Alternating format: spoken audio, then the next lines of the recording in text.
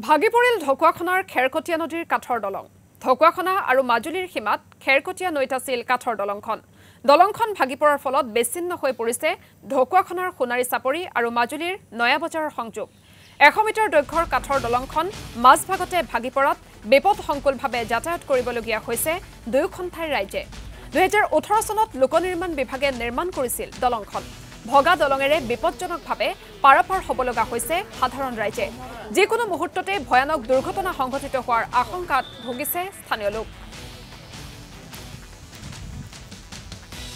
এইখন দলং ঢকুৱাখানা সোণাৰী চাপৰি যিটো নয়া বজাৰৰ মাজুলীলৈ যোৱা একমাত্ৰ দলং।